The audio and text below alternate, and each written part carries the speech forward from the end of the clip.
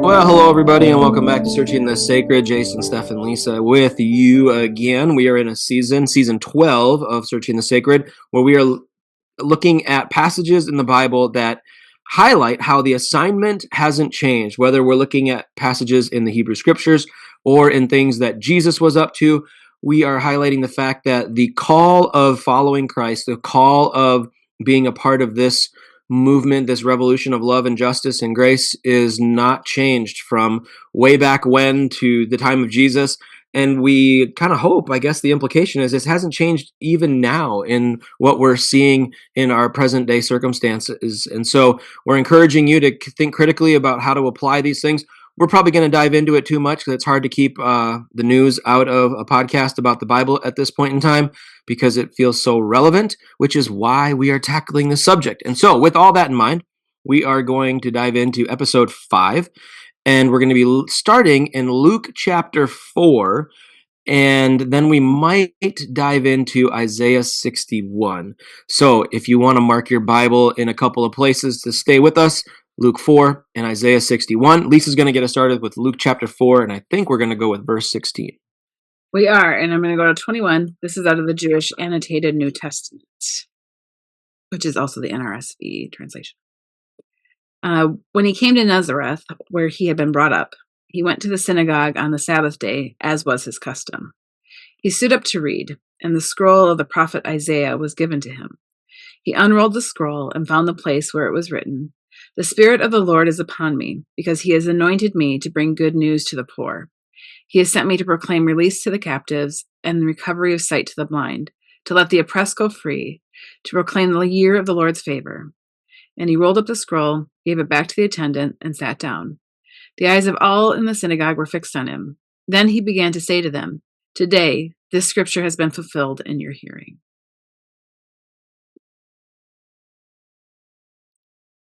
All right. Well, what do we notice? What do we think? Maybe a little bit of context first. I think it's helpful to notice that Jesus is in a synagogue and that feels normal. Synagogues were gathering places that they were at the first century. They were sort of like your town center, and so synagogues were religious gathering places. They would also like talk about important issues for the town, and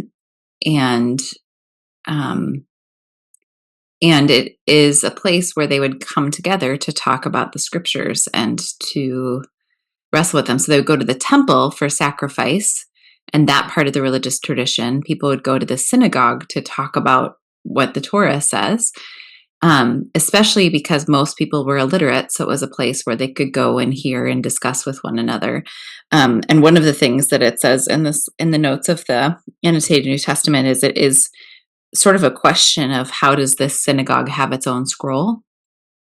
Because not every synagogue would have a scroll of everything. Because again, we're in a pre-literate community. There's just not as many people who have access to all of those things that we take for granted. And so it's sort of a question of why Isaiah 61? Why do they have a scroll? Is that what the people expected that day? Etc. So, any other responses? I like that he looked for it. I mean, it sounds to me like, if we're just kind of taking this on the face value of what was read, that he was handed the scroll of Isaiah. So it's like all of Isaiah's here, or maybe it's a large portion of it or something. But that he went and found this passage. Like he knew where it was and he knew what he wanted to say. And then he said it. And then I love that he just like sits down. It feels very cinematic and very dramatic, right? Like, I'm going to get up, I'm going to say this dynamic thing, and then I'm going to sit down and pause so that all eyes are on me and there's like a hush, right? And it's like, what is he going to say next? Like, this is one of the most dynamic passages in Isaiah. What's he going to do? Like, is he going to challenge the Roman Empire? Is he going to give a battle cry? Is he going to, prop up the priesthood and say we need to get back to being a holy people? Nope. today this has been fulfilled in your presence, right? Like this is happening now. Like, woo! Like that's like if you're writing a movie, this is like your takeoff point, right? Like, here we go. Also, this is like him beginning. So like also who is this guy? What's he gonna say? I don't know that you're like expecting him to like drop something challenging. And also he's just reading what's in there. But to say today this is fulfilled, like in your hearing, like that's a different thing to say than just, hey, we need to take this seriously, or hey, which part of this resonates with you the most, right? I mean, like of all the Bible study things that you could do with this, to say today this is fulfilled in your hearing is like, what? Like, what do you mean? Yes, and he doesn't do that from the front. He goes and sits down, which I think is interesting. Like in the sitting down, is that the invitation to the conversation? But isn't that what teachers did? Didn't they sit and like teach from a sitting position? I don't know. Yeah, I think it's interesting, as you said, it like this movie moment. Like, what was it? It says he sat down and all eyes were fixed on him. Yeah.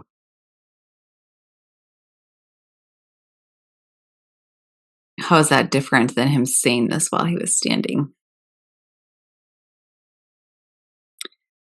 I mean, and when you look at what he read, it's not like Isaiah chapter 1 or something where it's like, all the you've done all these terrible things and you've not treated the poor and the oppressed, like you've forgotten justice. Like, I mean, it's like the Spirit of the Lord is on me because he has anointed me to proclaim good news. He has sent me to proclaim freedom to the prisoners, recovery of sight for the blind, set the oppressed free, and to proclaim the year of the Lord's favor. I mean, me. Like, it's a very, like, I am pointing at myself.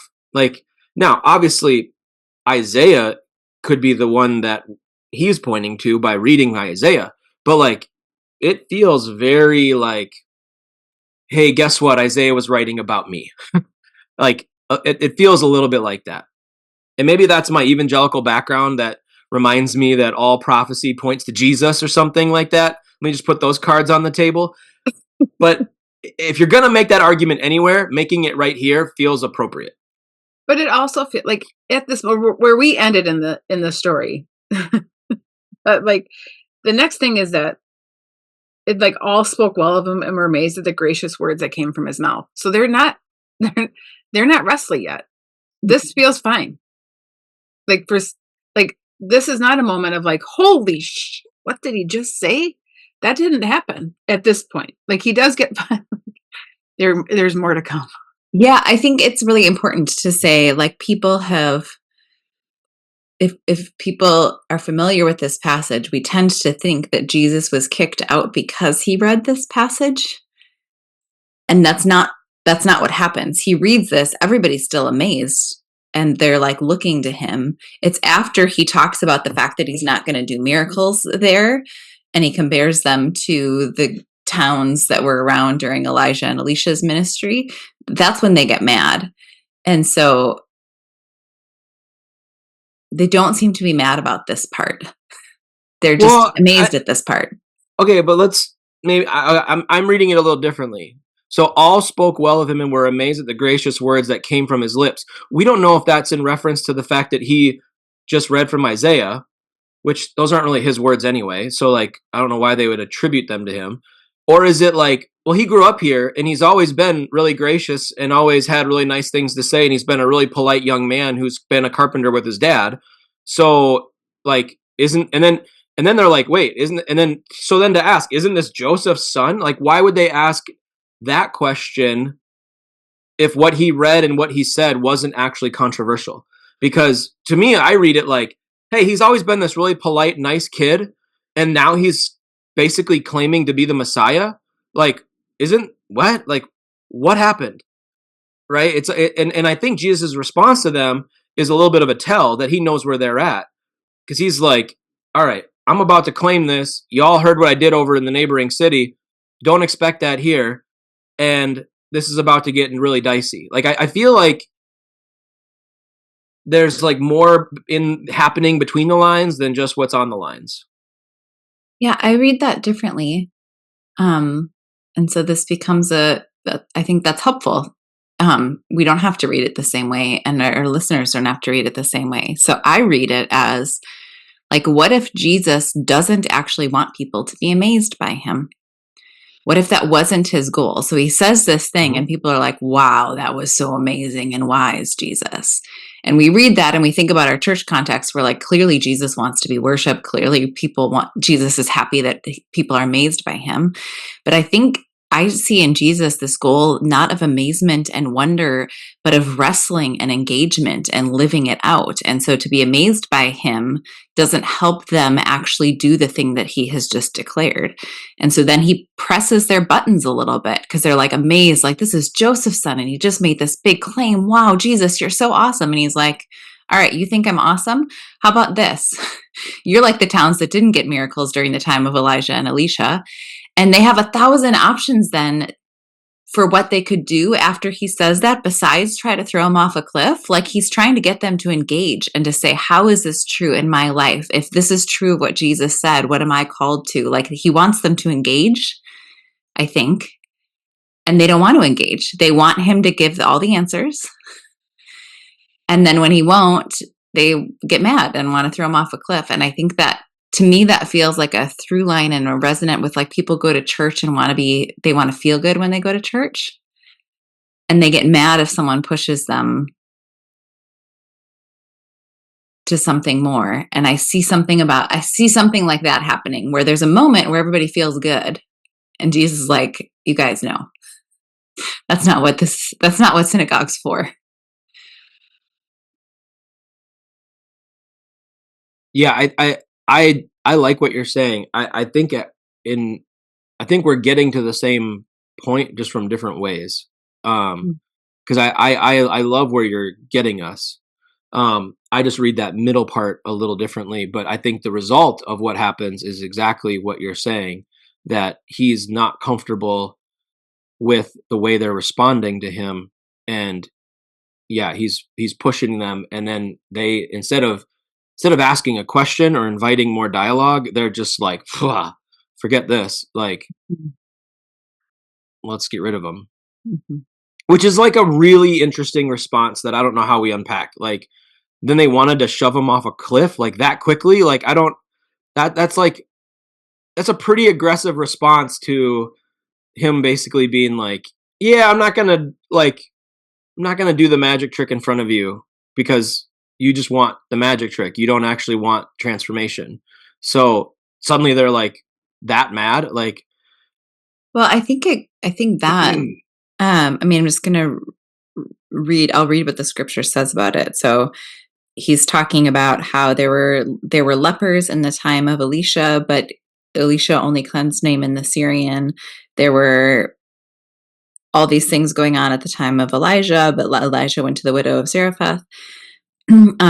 But when they heard this, they were filled with rage. They got up, drove him out of town, and led him to the brow of the hill so that they might hurl him off the cliff. And I think that I tend to think that I would be above mob mentality. And I think most people think they would be above mob mentality, but history tells us mobs do crazy things. So how many of us are actually above the mob mentality that we think we're above? If everybody in the synagogue's mad, are you going to be the one to say, hey, let's not do this today? Like, we want to be that person, but are we that person? Or are we just in the back of the mob? Like, I'm not going to be the one to throw Jesus off a cliff. I'm going to watch what happens. No, I'm not pretending like I wouldn't be a part of the mob mentality. I'm a very mob person. I can fall into the mob very quickly. I think, like, where did that get started? Like, because a mob starts with someone or some small group that is like so mad that they're going to take an extreme thing, and then they get everybody else to go along with it. Like, because it just builds energy. But like, I just don't know what he said that was so damning that even a small group of people would be like, let's throw them off a cliff. I get the whole crowd thing. Yeah, mobs are mobs. I mean, history has plenty of it. But like they always start with like some instigation. And this one feels a little shallow to be this extreme. But maybe that's because I'm not someone who takes offense at what Elisha and what Elijah did or didn't do and feel like it's a attack on my personhood or something. I want to hear what Lisa's thinking because I've been talking too much. I know. I was just trying to think of a time when, if I've ever been in a church service where the pastor has said something so like off the wall that like people were hot pissed. And then I was thinking about like, I don't actually feel like it's the pastor that gets, it's usually the guest pastors that get in trouble. Because it's like a regular nose. And so like I'm trying, like, was Jesus like, maybe the assumption is that Jesus should have been a regular and he wasn't. Like he did something that they were like, no, you're from here, you should know. Like this is your, like, but like pastors don't typically do that. So I'm like, not saying Jesus is a pastor. Clearly not in that day, since the church didn't even exist.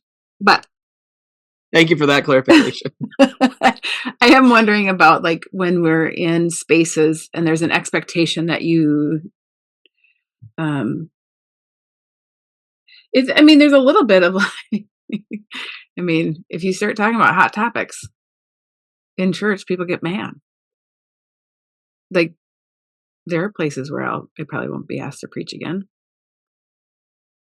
Like when you start talking about abolition, it's kind of, there's a little bit of like a sense of like, we have to protect the people who are in service. And that's not even what I'm talking about, but they can't even hear it because it's such a, and so like, I kind of wonder about if Jesus is doing that thing. And because he's like, this is where he grew up. So like, are they amazed that he's like, I kind of wonder, like, were they just amazed he could read the scrolls? Like he could open it, he could find a passage and knew them. Is that what was amazing to them? That like, oh my gosh, isn't that Joseph's kid? Look at that. Like hometown pride. But then it's a little bit of like, yeah, y'all are jacking this up. You're not doing it right. You're missing it. I mean, okay, so I'm going to pull this forward to kind of understand. We'll see how this lands. Good setup. Can't wait. So we are in Nazareth during Roman rule. So people gathered in the synagogue are from an oppressed people group and looking for hope.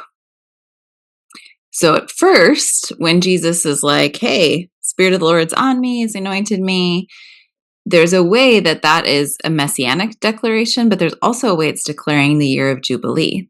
Mm-hmm. And in the year of Jubilee, everybody is supposed to return everything to that like every debt's supposed to be recovered, all of that sort of thing, which means that there's a way he's looking at that congregation and saying, there is still work for you to do, even in this time, to live out this idea of Jubilee. It's fulfilled, which means you've got to do some stuff, even in your current situation. And then they're amazed. And he's like, hey, in Elijah's day, remember how you didn't, like, nobody stopped the oppression that was happening. Nobody stopped it. Like there were these healings. So I feel like here's what I'm thinking of. Let's picture a little liberal church someplace where Jesus shows up during the current administration. Like let's say everybody in the church is mad about the current administration. And Jesus shows up and reads a scroll and is like, you guys have some work to do. And I'm not going to change anything about the government. I'm going to ask you to forgive all of the debts that you have. And I'm not going to heal you. I'm going to ask you to dig in and do your work. Like, would people be mad about that message? Would they expect a different kind of message than that? Would they want Jesus to do more? Would they want Jesus to affirm the good work that they're doing? Would Jesus, like I don't know if that made sense, but I'm just thinking about. Well, I mean, it's. I think you have to add to it that if Jesus were to come and say those things, you also have to recognize that in like the town over, he's already done those things for them, and he's saying, "I'm not going to do it for you," which is different than just I'm announcing this and now you got work to do. Mhm. It's because what he like, he's saying like, I did all this stuff over in Capernaum. You heard about it. It was awesome, but I'm not going to do it here. Mhm. And that's I think a slight difference. Um, and I think it's hard because depending on how you've been handed the Jesus story, um, I think some people are more ready to hear you got work to do, not I got work to do. Because that's kind of hopefully been the message all along is, you know, eat this bread, drink this wine, participate in this new movement of agape love that's enemy loving and sacrificial, which means we got work to do. Like we have work to do, not just I have work to do. So hopefully at this point in history, 2025, the church would respond with, yeah, we know we got work to do. Like, but just point us in the right direction and we'll get going. Not do all the work for us because we just want to be comfortable, which is not every version of the church. But I'm just saying, like, I think depending on what you've been handed, doing work is actually not as hard to hear.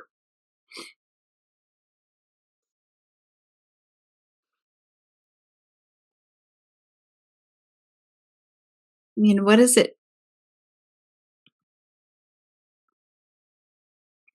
What does it really mean? As we're digging into, so Isaiah 61 is what he's reading from. It also has some overlap with Isaiah 58. Um,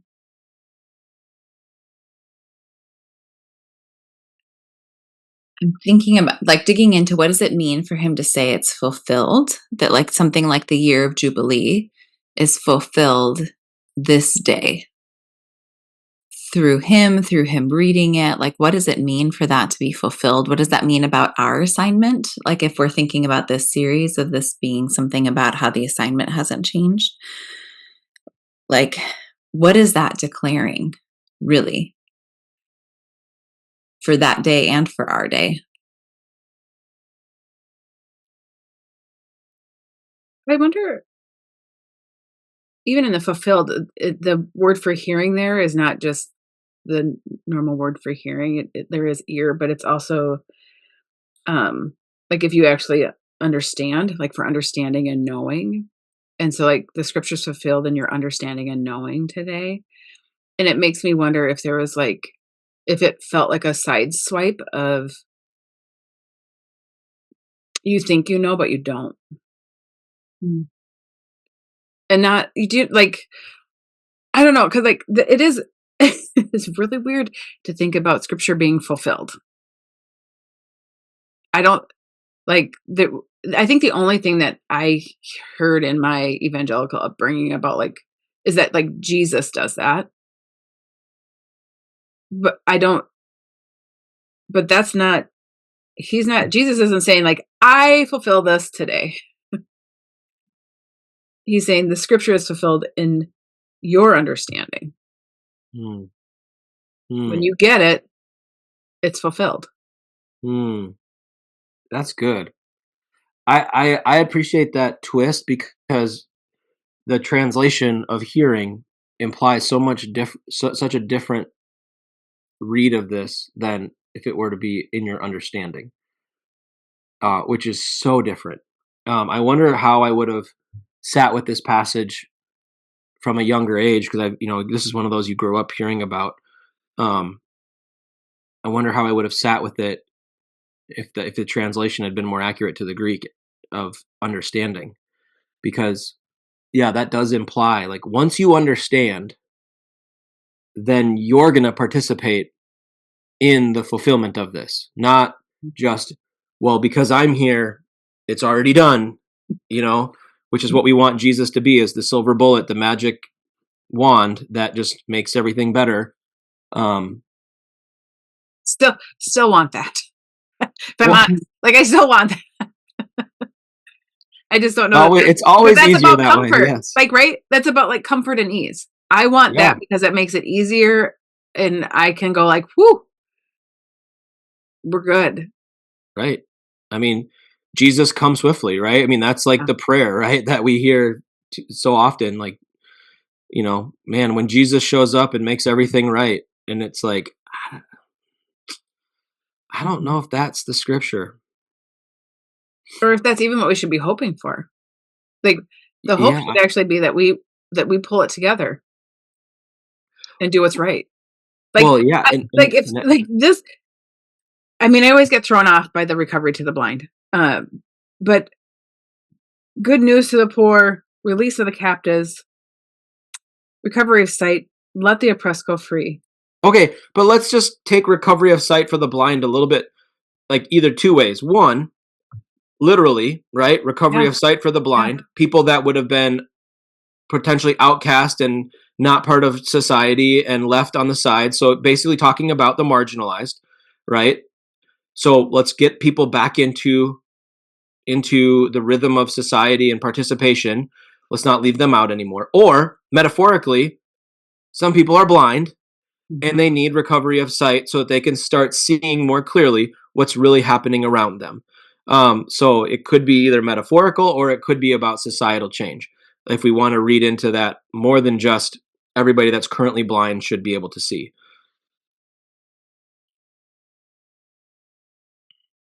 I mean, he does heal a lot of blind people. Yeah. Jesus does. That's why, like, if that's the point where I'm like, I'm responsible for that. And like, then I get a little weirded out. I feel like a part of why this passage, the rabbit hole I'm on right now, is like if you did a man on the street interview, I feel like with people who would say it's our job to preach the gospel, I'm curious how people would define the gospel. What is the good news? Who is it for? What is it? Because people, I think there's a lot of Christians who would agree there's a job of that in some way. And that in the translation of Luke 4, it actually says in my translation, he's anointed me to preach the gospel, is what it says, to the poor, and to preach deliverance to the captives. And so, like, what is Jesus saying is the good news and what is being preached, and what's the through line for what's been preached before. But I'm particularly noticing and thinking about the preach deliverance to the captives, because the through line there, that's the part of Isaiah 61 that gets connected to the year of Jubilee. So there's in Isaiah 61, the phrasing is to proclaim liberty, karad dror. And that phrase is the exact phrase that is used in Leviticus 25:10, which is about proclaiming in the 50th year, proclaim liberty through all the land to all the inhabitants. It shall be a jubilee to you, and you shall return every man his possession, shall return every man to his family. Let's say every human. But that proclaim liberty is very specifically in Leviticus 25. It's very specifically in Isaiah 61, and it's very specifically something Jesus is repeating as something we are supposed to be proclaiming. And so what is it to preach and proclaim liberty as a part of understanding Jubilee, as a part of understanding the assignment, as a part of fulfilling the assignment? What is being proclaimed, and what is our job in that to proclaim? That was a long question, but just trying to tie those things together. Yeah, I mean, there's generational stuff in that, right? So like the idea of Jubilee, the 50th year, was that like when there's been loss of land and loss of possession and loss of freedom because of whether it's been bad economic financial choices, whether it's been like there was a drought or a famine that caused you to not have the crops needed to feed your family, so you sold your land and then worked your own land under the guise of some other landowner. That like you'll get this back, like you'll have opportunity again. And so it's access to opportunity, it's ownership of land, it's generational resetting of wealth. So like there's a lot that we could see here that really quickly we can modernize about generational wealth, about opportunity that everybody has to, for education or to have the ability to rise economically in the current system that we have. There's so many parallels that we could draw from that. Well, and what I think about there is I think about one of the things we've talked about at 40 Orchards studies before is that the year of Jubilee was more like a fail-safe. Like if you're actually living out Sabbath and if you're actually living out the Sabbath year, so every 7 days, everybody does no work. And there's a huge equalizing force to a society in that. Like it's not just rest. There's a way that sort of keeps you from a certain level of oppression if also any of the workers aren't allowed to work. Like you can't lord over anybody on the Sabbath. So once a week, there's an equalizer. Everybody's the same. Everybody's resting. Every 7 years, debts get forgiven. There's a Sabbath year where you let the land rest. You do all of that. And then every 7 Sabbath years is when you have the year of Jubilee. There's a way that if you're doing your job on Sabbath, and if you're doing your job on Sabbath year, and if you're doing your job with the Torah overall, the year of Jubilee should be easy. It should be the celebration that the word Jubilee seems to imply, right? There shouldn't be much that wasn't caught in the other practices to return. And I wonder about that with Jesus talking about this fulfillment of it and like how people tend to talk about the year of Jubilee like it's a giant deal, because it would be if you're not doing everything else. And I'm thinking about the way we also do that with Jesus. He's equating himself with the year of Jubilee. Like, is Jesus also a fail-safe? That it shouldn't actually be that he saves everybody. Like, it's just that's only the fail-safe if humans haven't been doing what humans are supposed to do. Does that make sense? Like, I don't know. There's something in that version of the good news that feels like, all right, I'm going to help protect the people you haven't protected, but honestly, you shouldn't need me, people. Like if you're living it out, you shouldn't need that. Is that making any sense? Yeah, I mean, you're incredibly blasphemous, but like other than that, it makes a ton of sense because you just said we shouldn't need Jesus to save anyone. Lisa can't be the only one to kick at the tires of heresy. I mean, I like what you're doing. Okay, because that is the question. Like that is part of like the underlying question is, was Jesus always the plan, which is I think what we get taught, or was Jesus a response to the state of the world?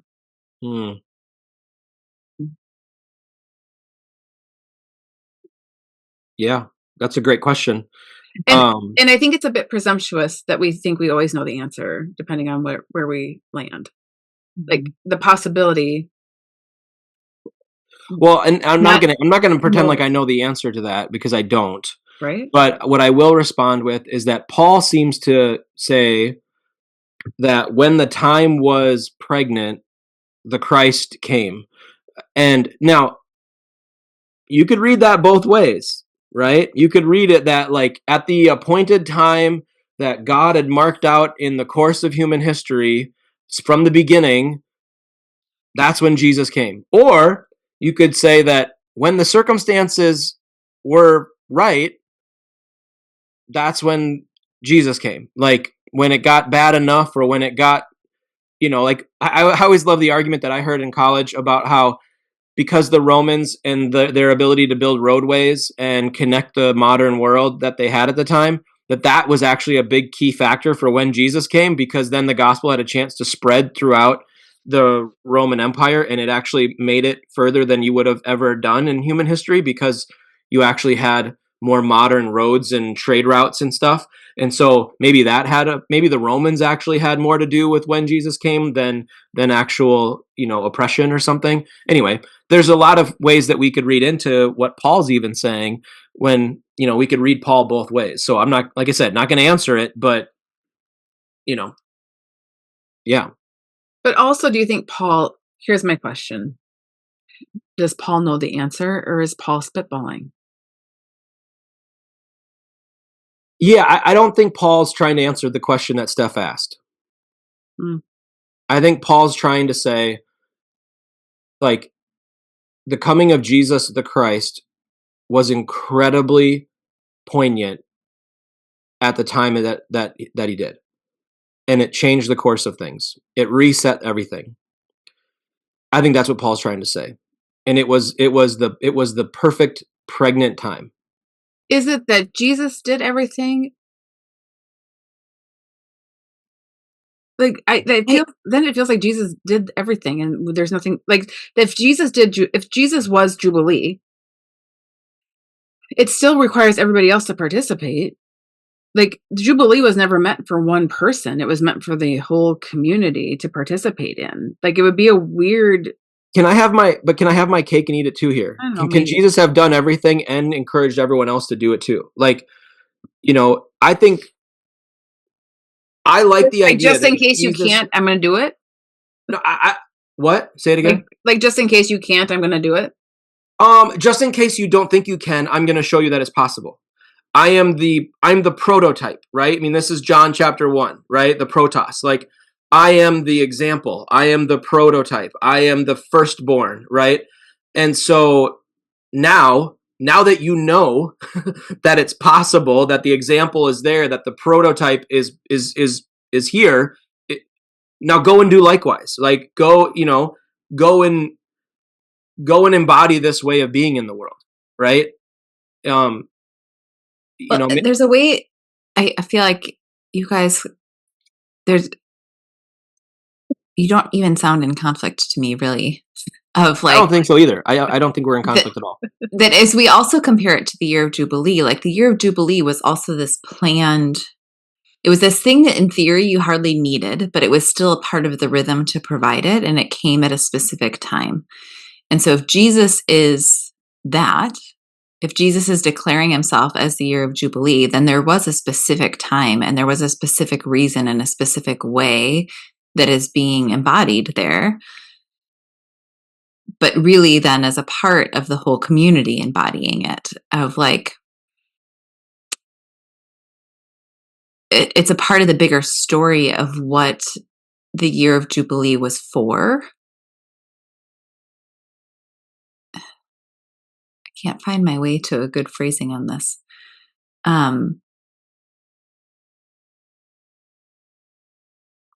Like it goes back to what Lisa was saying about hearing, that Jesus does not say he is fulfilling this text. He is saying the text is fulfilled in their ears, in their hearing. And so there's a way he's not saying he is the year of Jubilee. There's a way he's saying he's declaring it a year of Jubilee. And he's going to show us how as the prototype. And so we should be following what he's doing, not just expecting him to do it. Like there's a way that the town is wanting him to heal and do miracles there, the way he's healed and done miracles other places. And he's unrolling this scroll and he's saying, no, it's time for us to do this. It's the time for us to proclaim liberty. It is time for us to preach good news to the humble and the poor. This is an us time, not a me time. And I think that, he talks about a prophet not being recognized or appreciated in their hometown. But I also think that someone going back to their hometown has higher expectations for their hometown than maybe it deserves. Because, if you grow up in a place and you feel like you took the best of that place with you and became whatever you're going to become, and you go back to that hometown, you kind of want to be like, okay, now y'all have this within you because like I did it. I came from here and look where I'm at. Like now get to work. Like you can do it too. You don't need anyone to do it for you, because this is what this town is capable of. And that's not going to be well received. You know, but I think that maybe is the mentality of someone going back to the hometown. It's like, hey, if I can do it, you can do it. Like, you shouldn't need a miracle in order for like to get this. Like, I don't know. Does it feel weird though? I'm just trying to like situate people. If they're being oppressed by Rome, like, should Jesus be saying, like, do they feel like Jesus should be saying this to somebody else? Like, don't say it to us. Like, Rome is who's oppressing us. Who are we oppressing?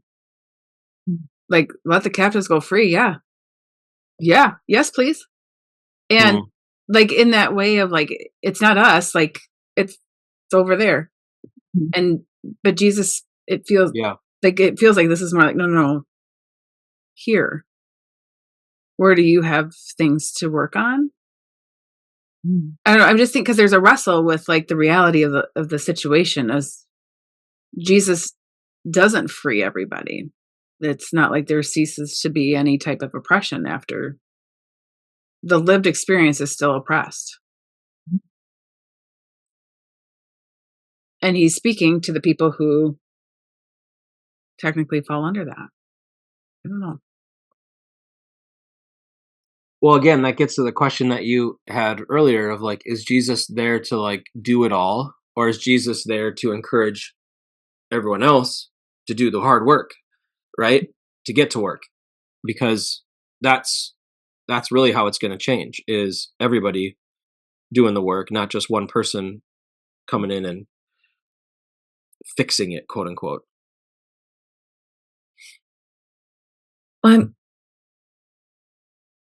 What I'm noticing is, as I compare, I mentioned the Hebrew of Isaiah 61 and Leviticus 25, but I'm looking now at the Greek of like, Jesus is reading this scroll, which means it's written to us in Greek, so we know it's a quote from the Hebrew. But in the Greek, it actually has all of these key words that come up in the rest of the Gospels. And as we think about like, and in Paul's writings, and as we think about the prototype language that you used, Jason, I'm curious how this at the beginning of Jesus's ministry is meant to be a framework for us to understand what he's talking about the rest of his ministry. Mm-hmm. So, evangelios or evangelizo, the word that evangelize, evangelicalism, good news, that's in here. Evangelizo, to the poor. There's a place, there is a good news to be preached to the poor. He has sent me, apostello. So apostle is one who is sent. That's going to come back into play. What are we sent to do? We're sent to heal the brokenhearted. Preach, kyriso. What are we supposed to preach? Deliverance to the captives. And again, we're going to be sent again, apostello, for the liberty of those who are bruised. So I'm thinking about like, how is this beginning to be fulfilled at the beginning of Jesus's ministry, and how is he calling us to continue to fulfill it as we look at him as the prototype? Because we are supposed to preach good news and we are supposed to be sent.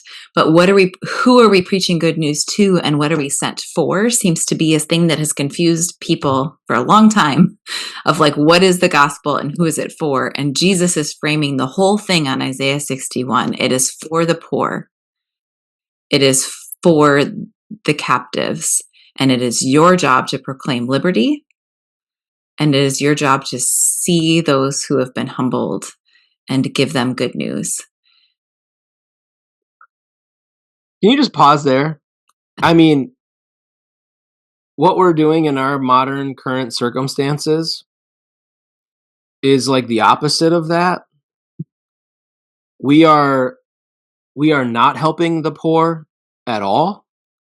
And we are shaming and exploiting the prisoner and using them as threats to the rest of the people.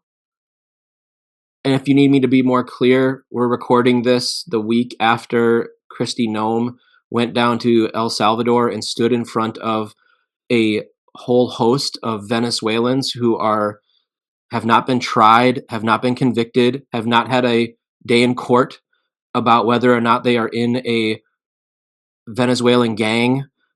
They are just there because our government doesn't want them in our country anymore, even though some of them are tax-paying people who are legally allowed to be in our country, who have kids and jobs and have never had a problem ever in our country. They've just gone about their business, and now they're in El Salvador, and Kristi is standing in front of them with her $50,000 watch, telling them about how awful they are and how this is how we clean up America. And it's gross. We're literally using the people that Jesus is saying we are sent to. We're using them to threaten the rest of the people in our country. But I feel like that gets at why people are mad at Jesus here, because they're sitting there with the same thought you're having. What I want Jesus to do is I want Jesus to go show up to Kristi Noem and our capital and say all these things to them. That's who needs this word, is the people who are doing the imprisonment. That's not who he's saying it to. He's saying it to the people of Nazareth, who would be like, yeah, go tell this to Caesar. And that's not who he's telling it to. And I feel like that's why people get mad. And it's a part of why, like, what is our assignment here? Because he's saying this to us. He is not saying it to those who are the ones in power doing the problem. He's saying it to us. He's saying it to a little Nazareth town, a little Nazareth synagogue, and saying, you have a job to do right now. So what is our job to do right now? Because he's not showing up at the seat of government and telling them to free the prisoners. That's not what he's doing. Okay, I agree. It's not what he's doing. And I'm saying this not because I think I need to go stand in front of Kristi Noem and be like, have you read the Bible lately? I don't think she cares. What I think needs to happen is people that call themselves Christians, especially Christian pastors, need to stand in front of their little congregations or their giant congregations and read Luke 4 and Isaiah 61 and actually be honest with the text about the God that they are following and the Jesus they are singing about constantly. Because if they started to do that, then those congregations and those people would have a chance to look at our current government and actually go, wait, what the hell is happening? Because that doesn't seem right. And when Lisa shows up and preaches abolition about the prison system, she's not booed out of the sanctuary and told never to come back. She's actually applauded for taking a stand for something that is egregiously exploitative of the most vulnerable people in our country. All right, I'm gonna put Lisa on the spot here, because I'm gonna say I think this is a part of why Jesus isn't saying this to government. Lisa, how long have you believed in abolition? Probably. Well, I started messing with it probably in the last decade. Like when who was president? Whose fault was it when you started? Like, who was the president at the time you started believing in abolition? She wants you to say Obama. Well, but that's when it would have. It's when it would have been stirring. Okay, because we get caught in politics in a way that doesn't actually get us to the freedom part. Like, it is true that administrations do bad things, but also other administrations have also done bad things. 100%. And the thing that we're being called to do and to proclaim transcends. It can't be directed at the government itself, because then it's not transcendent, and this message is transcendent. No matter whether it's Rome, no matter whether it's Obama, no matter whether it's Trump, your job is to proclaim liberty, period. So there's a way we get lost in the politics and don't actually do the thing. That's what I'm pointing to, and I feel like Lisa's got words on that. Well, and I think this is the part for me is that, like, doing the work doesn't mean other people do it. Because I would say that, like, Black folks in our communities have been doing this for a really long time. Have been talking about abolition, like, for their livelihoods. Abolition isn't new. Abolition is rooted in the abolition of slavery. It's not.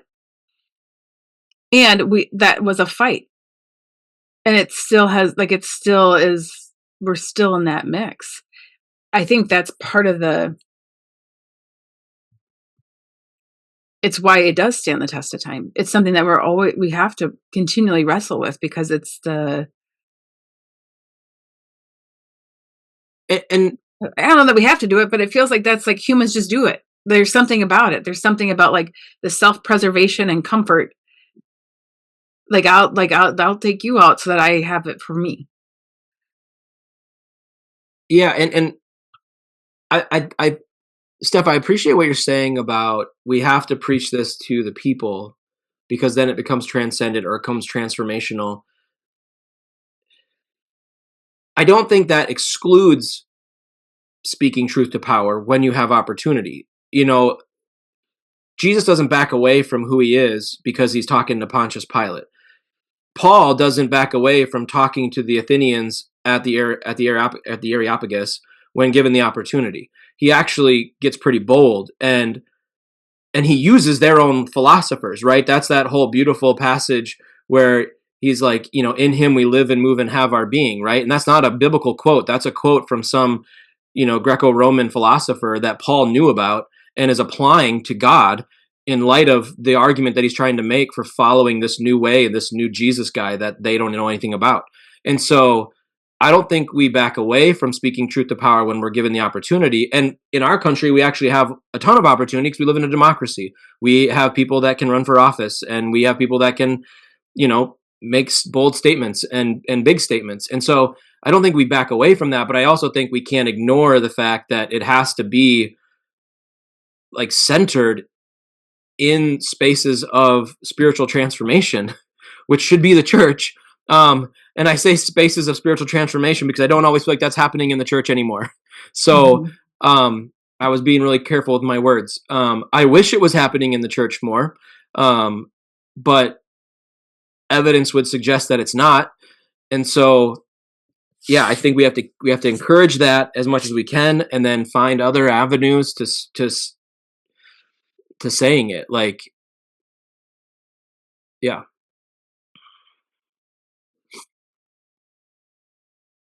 I feel like I don't know where this is going. I'm just going to say this is what came to mind, and that I think is interesting is that like if I'm inside of a prison and the conversation around abolition comes up, then it's more like, thanks for getting on board. they're not angry about it. They're not like in awe of the things I'm saying. They're just like, yeah, thanks for getting on board. Yeah. And so I kind of wonder, like, if you're bucking the message, it means that then you're not in that position. 100%, right? You're either disconnected from you're it, you're not proximate to it, or you're benefiting from it. Mm-hmm. And so it kind of makes me wonder about like who are we, like when we say poor, who are we talking about? Who is the good news for? Like, who are we preaching it towards? Because I think sometimes the church is focused on preaching it towards the folks who are inside in ways that kind of just keeps you inside. Mm-hmm. Well, and let's be really clear, like, the Spirit of the Lord is on me and anointed me to proclaim good news to the poor. Okay, but what is that good news? Like, what is the actual proclamation? We know it's the word euangelion, like, evangelism, like good news. But like, what is it? Like, what is Mm-hmm. Is it that the oppressed go free? Is it the year of the Lord's favor? Is it, is it everything that comes next? Well, is that the good news? Or is the good news, pray a prayer and you get to go to heaven when you die, no matter if you spend your life in prison or if you spend your life in the White House? Like, as long as you prayed a prayer, you get to go to heaven. Is that the good news? Because that's what we've boiled it down to in a lot of modern evangelical Christianity. And I don't know if that's actually good news. It's not good news to it might be good news to a poor person that they get to go to heaven when they die, but is that really good news? Sorry, Lisa. Yeah, you just said that was a lot. I apologize. You were it was totally funny. Like, every once in a while we get on soapboxes here. It's okay. I feel like what's missing in that statement is to bring good news, not the good news. And Christians feel like they have the good news, but it says bring good news to the poor. And the only reason you would know what is good news to the poor is if you actually know who the poor are. Like the assumption that we know what the good news is part of the problem. I almost had like a 15-year ago Pentecostal moment when I used to work at like a Pentecostal school and was around a lot of people that would like shout back when people were preaching. When you said that, when you said the only way you can know what's good news to the poor is if you know the poor, I was like, oh damn, like hallelujah. Well, okay, so I'm going to It's think a about, like, I'm just going to stay in Luke and notice the other things that Luke's writing talks about the poor. So this is Mhm. the first here in Luke. Then in Luke 6 that's the Sermon on the Mount in Luke's words. And so blessed are the poor, for yours is the kingdom of God. Luke 7, when John the Baptist is doubting whether Jesus is actually the Messiah, Jesus answers, "Go tell John the things you have seen and heard, how the blind see, how the lame walk, how the lepers are cleansed, how the deaf hear, how the dead are raised, and how good news is preached to the poor." Luke 14 is talking about whoever exalts himself shall be humbled, the humbled shall be exalted. When you make a dinner or a supper, don't call your friends or your brothers or your kinsmen or your rich neighbors, because they will recompense you. They will give back to you for that. But when you have a feast, call the poor, the lame, the blind, and you will be blessed because they can't pay you back. So invite them. In Luke 16, there's a poor person named Lazarus, and the story is told about Lazarus at the gate and when he dies and how he's cared for by God. Luke 18, when Jesus heard these things, he said to them, "You lack one thing, sell everything you have and give it to the poor, then you will have treasure in heaven. Come follow me." Zacchaeus, Luke 19, Zacchaeus stood and said, "Lord, I have given half my goods to the poor." Luke 21, this poor widow has more than everybody else. Those are the times the poor are talked about in Luke. What do we think? What are we hearing Jesus sort of point to? What is the good news? Why are the poor being highlighted? What do we hear in all those?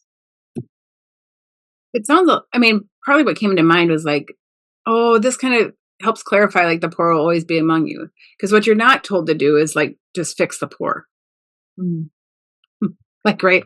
Like that's not the thing.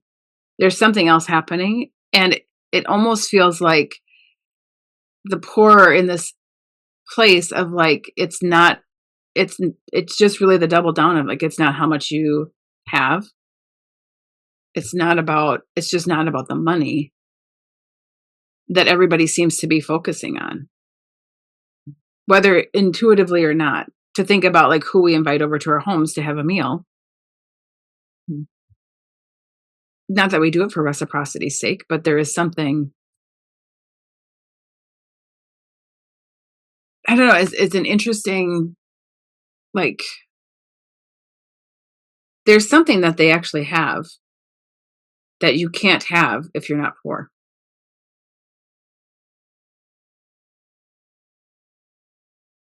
Say it again. There's something that they have that you can't have unless you're poor. Not Well, that okay, you have to so, be poor, but if you're going to give all your belongings away. so it's one of the definitions of poor is to be reduced to begging, which is a part of how the Greek in Homer, the reduced to beggary is strong with this language or with this word for poor. Patokos, I think is how you say it. So what I'm thinking about is the fact that I was recently in a ski accident and that reduced me to have to receive help. And what can we only understand when we are in that position? And what is it to preach good news to people in that position and to know that they have something for us?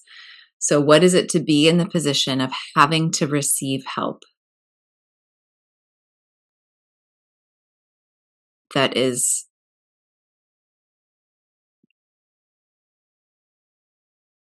like, what is the good news given to them? Back to what Lisa said about that. And why are they the people that we should invite to our house?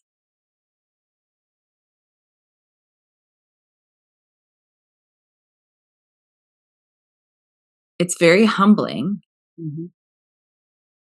to have been in an accident where I suddenly needed help because I'm very independent. And I talk to other people all the time about the importance of receiving help, but it's one thing to talk about it. It's another thing to actually have to receive it, and to have someone stop by my house with a meal when I haven't showered. Like, there's a lack of control. There's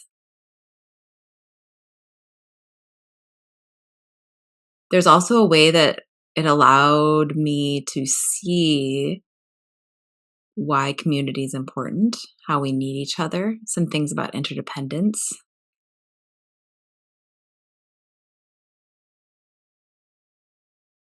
And at the same time, the goal wasn't to stay in that situation, though. Like, I think that's where we have to do two things at once. We have to recognize the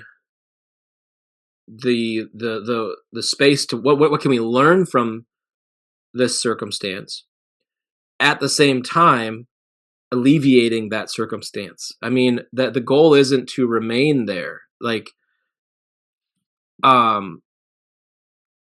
you know, Yeah, I mean, that gets at right? the I mean, language of Isaiah 61, because you're preaching the good news, but you're also healing the brokenhearted, letting the people go free, recovering sight. So we are doing some things that would change the circumstance. Sorry. right. I mean, and even in Acts chapter 2, when we talk about this being like the perfect expression of the church, they gave up all their possessions and had everything in common, but they were not like going hungry. They were just sharing.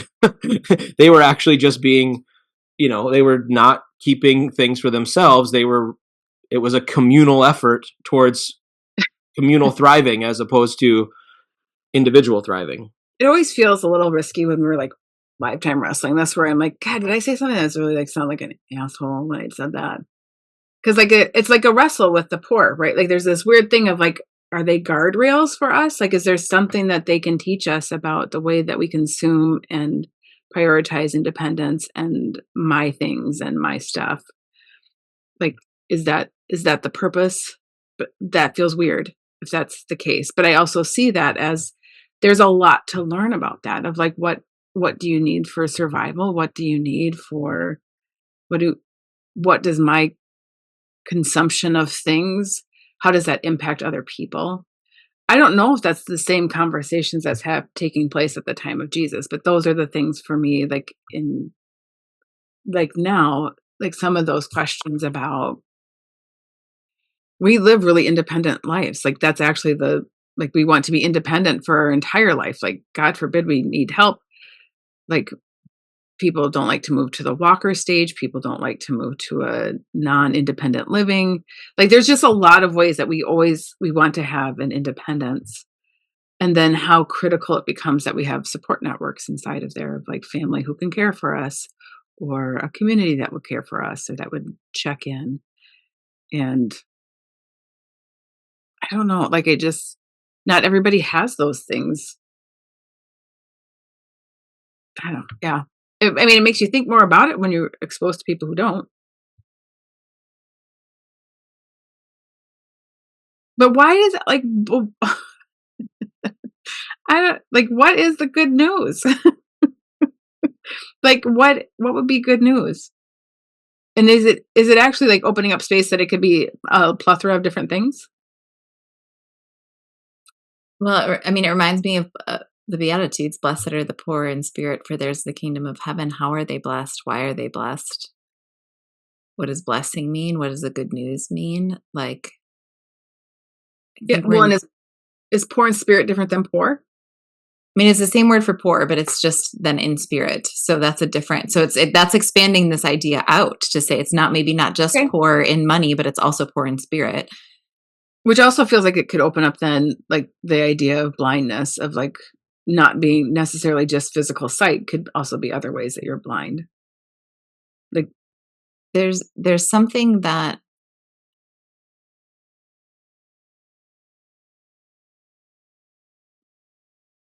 it's like we're being asked to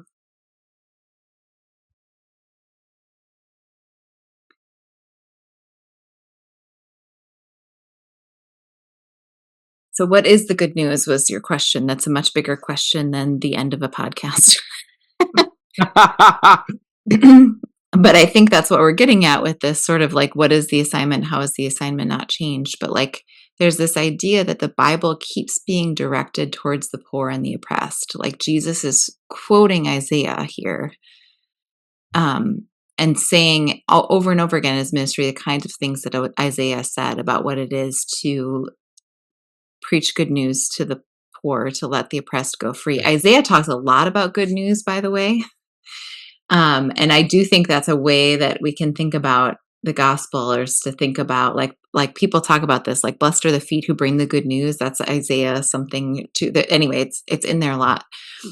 So I think I have a question about what is Isaiah talking about as the good news, because that can't be the gospel of Jesus because it's before the gospel of Jesus. But there was still this assignment to like go to people who need hope and give them hope. Go to people who need money and give them money. Go to people who are in prison and let them out. Like there's this assignment to like get to know people and help them. Well, two things.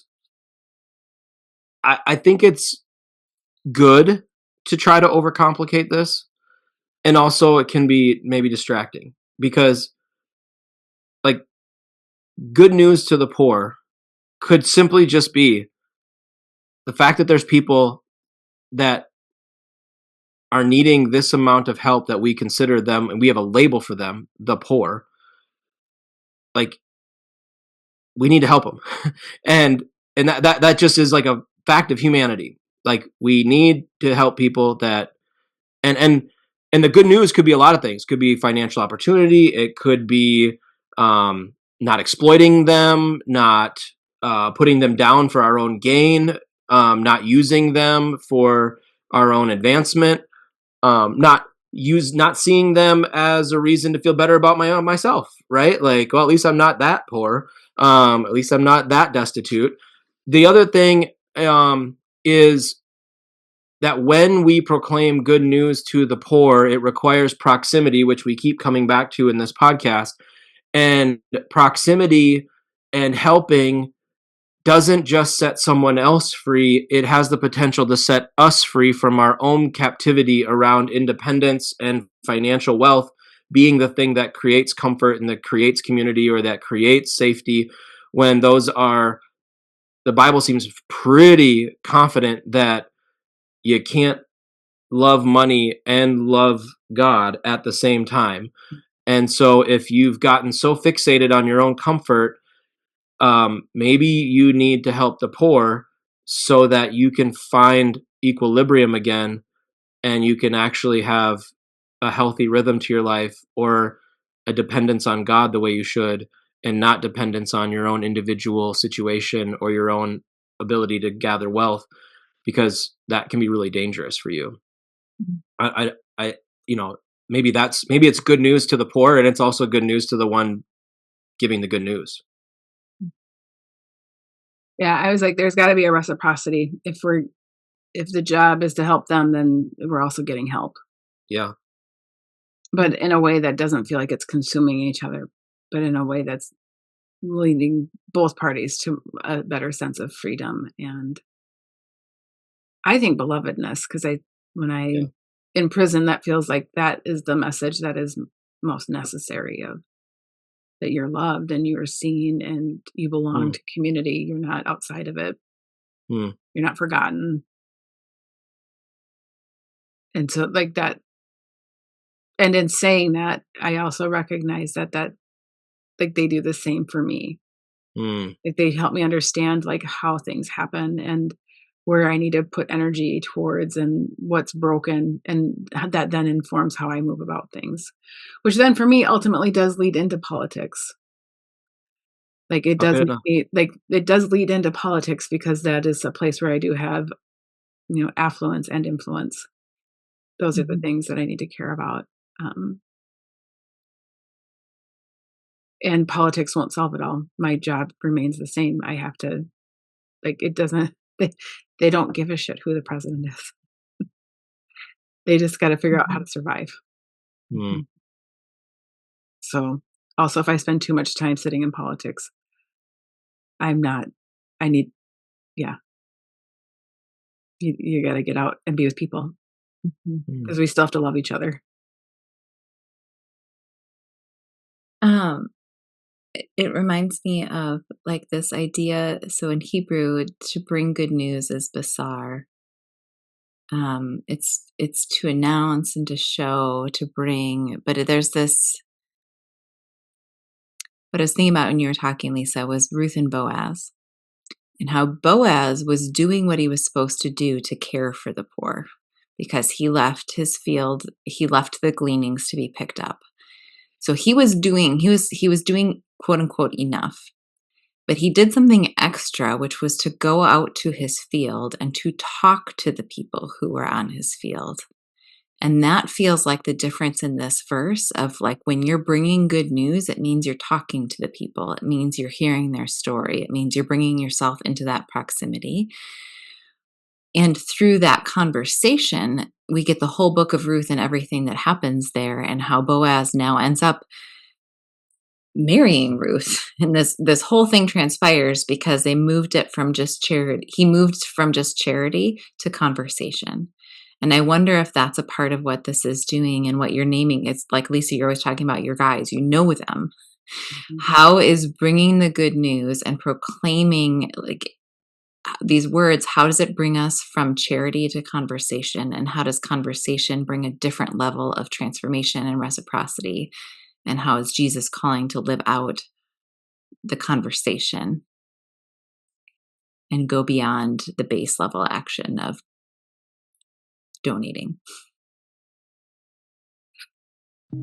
I mean, I struggle a little bit with the missionary mindset in the church. There's a lot of harm that gets done, but I do think that this kind of explains a little bit about what happens, because I remember having like, there were all these little committees, and like all these, like when I started the job, there were, I don't know, there was like 5 spreadsheet pages full of people we were giving money to, and every person that we were giving money to was really a person that somebody had met, a ministry that somebody had been to. Like they'd gone on a vacation or on a trip, and they fell in love with the people, the place, the experience, the thing that happened. And then they kind of become little champions for those things.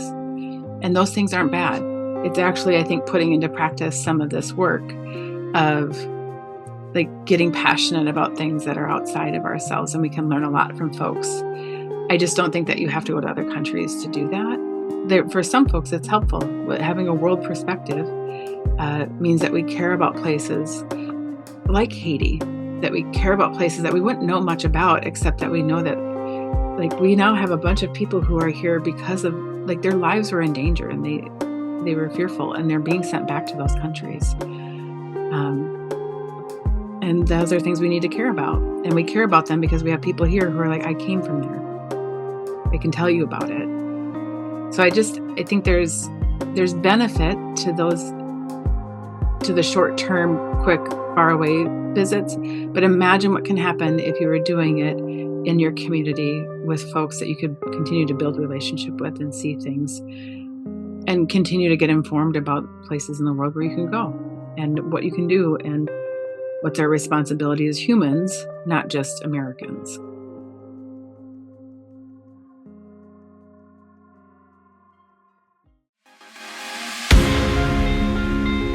This has been a 40 Orchards podcast. At 40 Orchards, our mission is to create circles for all people to wrestle through biblical text so that together we can expand each other's experience of what is sacred, whole, and good. We search through the lens of sacred possibility, assuming there is more to be discovered, questioned, and applied as we listen for how God is still speaking. You can learn more about 40 Orchards and sign up for a study by going to 40, that's 40orchards.org. Our opening music is by Les FM. Our closing music is by NCR Music Vibes. Additional music is by 3 Music.